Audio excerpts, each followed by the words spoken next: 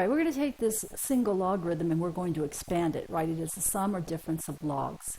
Log base 3 of the square root of the fraction x plus 2 over 3x.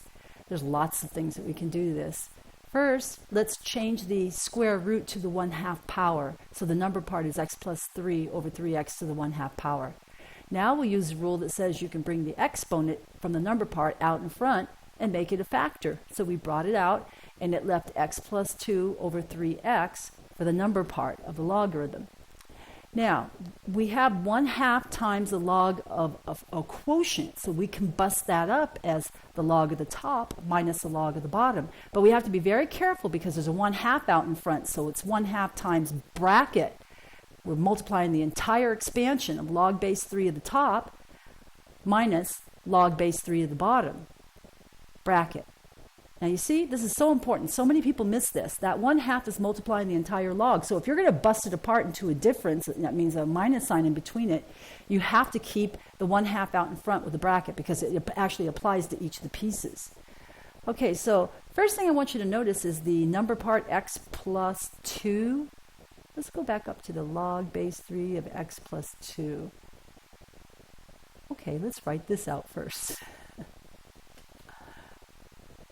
Uh-oh. See what we just did? Hold on a second. Put on the brakes.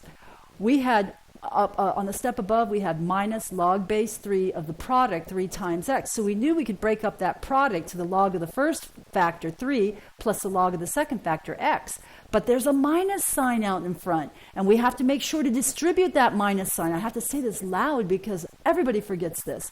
So I have to put that sum that I just wrote in parentheses with the minus sign on the outside. And then I'm going to distribute the minus sign inside of the parentheses. This is where a lot of people lose points on a problem like this because they forget to distribute the minus sign. Now, let's see. Oh, but how about that log of x plus 2? That one was bothering me. Well, you can't bust that up. We do not have a rule that says log of a plus b equals anything. It just equals log of a plus b, so leave it alone. A lot of people get confused on that one too, as I get confused in saying it.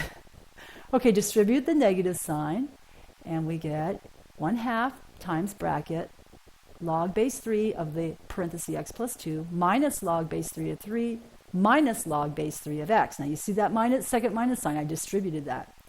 Now something's screaming at me right now. It's that log base 3 of 3. It's trying to tell me something. Log base 3 of 3. Well, notice this. Notice that log base 3 of 3, by definition, is the exponent that we raise base 3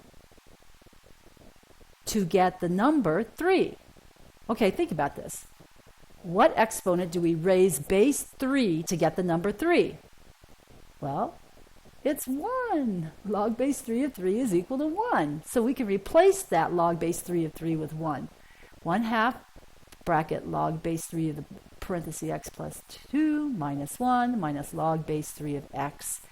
And the last thing we need to do is distribute the multiplication by 1/2 inside the bracket, so that we've expanded this thing as far as we possibly can. It equals 1/2 log base 2 of parenthesis x plus 2 minus 1/2 minus 1/2 times log base 3 of x. That's the distributed result of distributing multiplication by 1/2. Very nice.